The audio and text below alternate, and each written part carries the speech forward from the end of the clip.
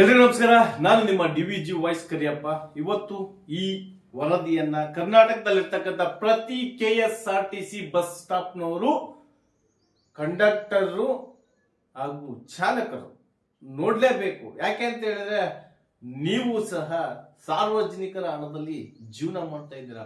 ಬರೀ ರಾಜಕಾರಣಿಗಳು, ಸರ್ಕಾರಿ ಅಧಿಕಾರಿಗಳು ಇಷ್ಟೇ ಅಲ್ಲ, ಸಮಾಜದಲ್ಲಿ ನೀವು ಸಹ ಒಂದು ಉತ್ತಮರು ಅಂತ ಗೌರವದಿಂದ ಸಾರ್ವಜನಿಕರ ಹಣದಲ್ಲಿ ಸಂಬಳ ರೂಪದಲ್ಲಿ ಪಡ್ಕೊಂಡು ಸಮಾಜ ಸೇವೆಯಲ್ಲಿ ಗುರುತಿಸಿಕೊಂಡಿದ್ದೀರಾ.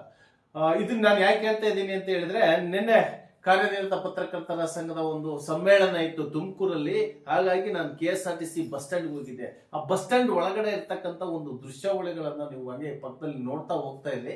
ಬಟ್ ಇಲ್ಲಿ ನಾನು KSRTC ಒಳಗಡೆ ಟೆಂಡರ್ ತಗೊಂಡಿರ್ತಾರೋ ಇದನ್ನ ತಗೊಂಡಿರ್ತಾರೋ ಅದು ನನಗೆ ಗೊತ್ತಿಲ್ಲ.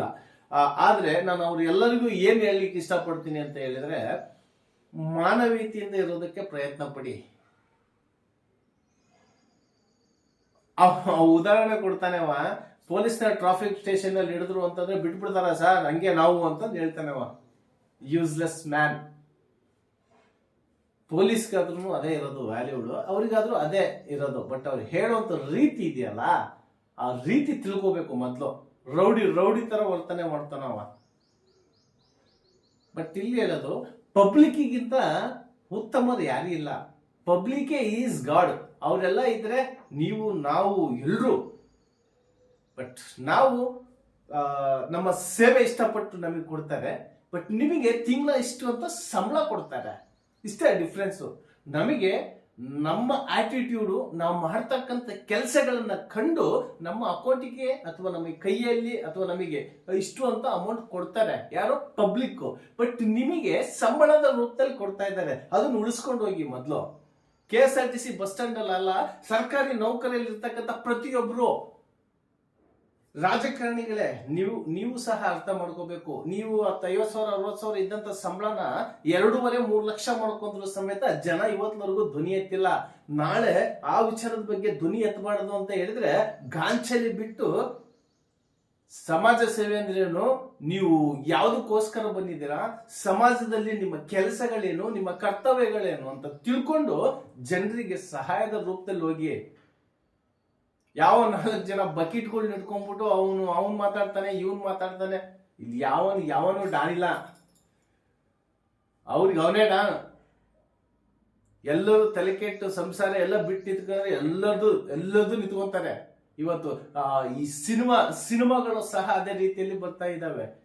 ಇವತ್ತು ಹೀರೋ ಹೋಗಕ್ಕೆ ಯಾರು ಲಾಯಕ್ಕಿಲ್ಲ, ಯಾರು ಆಗ್ಲೇಬಾರ್ದು ಅನ್ನೋ ರೀತಿಯಲ್ಲಿ ಸಿನಿಮಾಗಳು ತೆಗಿತಾ ಇದ್ದಾರೆ. ಜನರಿಗೆ ಏನ್ ಬೇಕು, ಮಾನವೀಯತೆಗೆ ಏನ್ ಬೇಕು, ಸರ್ಕಾರಿ ನೌಕರರು ಏನ್ ಮಾಡಬೇಕು, ಅರೆ ಸರ್ಕಾರಿ ನೌಕರರು ಏನ್ ಮಾಡಬೇಕು, ಇದನ್ನೆಲ್ಲ ಜನರಿಗೆ ಯಾವ ರೀತಿ ತಿಳಿಸ್ತೀರಾ ನೀವೆಲ್ಲ? ವಿಲನ್, ಎಲ್ಲರೂ ವಿಲನ್ ಆಗ್ಬೇಕು.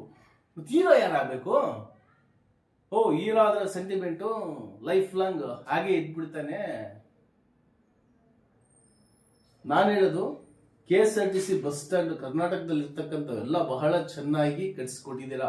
ಮೊನ್ನೆ ಶ್ರೀ ಸಿದ್ದರಾಮಯ್ಯನವರೇ, ಯಾರ್ಯಾರ ಆಡಳಿತದಲ್ಲಿ ಯಾವ್ಯಾವ ಸ್ಕೀಮ್ ಬರುತ್ತೋ, ಏನೇನ್ ಬರುತ್ತೋ ಗೊತ್ತಿಲ್ಲ. ರಾಜಕೀಯದ ಬಗ್ಗೆ ನಾವು ಮಾತಾಡೋದೇ ಬೇಡ ಬಿಡಿ. ಯಾಕೆಂದ್ರೆ ಪಾಪ ಅವರು ಕೋಟಿಗಟ್ಟಲೆ ದುಡ್ಡು ಹಾಕ್ತಾರೆ, ಕೋಟಿಗಟ್ಟಲೆ ದುಡ್ಡು ಬಾಚ್ಕೋಬೇಕಲ್ಲ. ಅವ್ರ ಕೆಲಸ ಅವ್ರು ಮಾಡ್ತಾನೆ ಇರ್ಲಿ. ನೀವು ಓಟ್ ಹಾಕೋ ಅಂತ ಯೋಚನೆ ಮಾಡಿ ಓಟ್ ಹಾಕಿ. ಇನ್ನು ಮುಂದೆ ಈ ಬಸ್ ಸ್ಟ್ಯಾಂಡ್ ಒಳಗಡೆಗೆ ಗಲೀಜಾಗುತ್ತೆ ಅಂತ ಎಲ್ಲ ಮಾಡ್ತಾ ಇದ್ದಾರೆ. ಅಲ್ಲಿ ಒಳಗಡೆ ವರ್ಕರ್ಸ್ಗಳು ಇರ್ತಾರೆ, ಅವ್ರ ಮೇಲೆ ಒಂದು ಕಣ್ಣು ಇಟ್ಟಿರಿ. ಏಕವಚನಗಳು ಪಬ್ಲಿಕ್ಗೆಲ್ಲ ಮಾತಾಡ್ಕೊಂಡು ಹೇಳನಕಾರಿಯಾಗಿ ಮಾತಾಡ್ತಕ್ಕಂಥ ವಿಚಾರ ಬಿಟ್ಟು ಒಳ್ಳೆ ವಿಚಾರವನ್ನ ತಿಳಿಸಿ, ಗೈಡ್ಲೈನ್ಸ್ ಕೊಡಿ, ಆದೇಶ ಇರ್ಲಿ ಅವ್ರಿಗೂ ಸ್ವಲ್ಪ.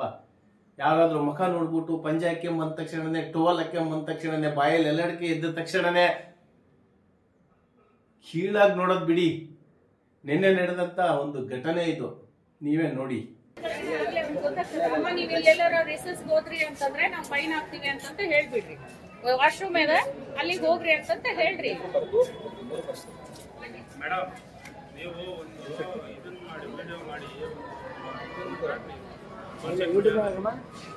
ನಾವ್ ಯಾಕ್ ತಗೋಬೇಕಾ? ಬುದ್ಧಿ ಕಲಿತೀರಾ ಬೇರೆ ವಿಡಿಯೋ ಹಾಕಿ ನೀವೇ ಮಾಡ್ಬೇಕು. ಈಗ ಮಾಡಿ ಅವ್ರಿಗೆ ಇಲ್ಲ ಅಂತಂದಿರಿ, ನಾವೇನ್ ನೀವು ಬುದ್ಧಿ ಕಲ್ಸೋದು?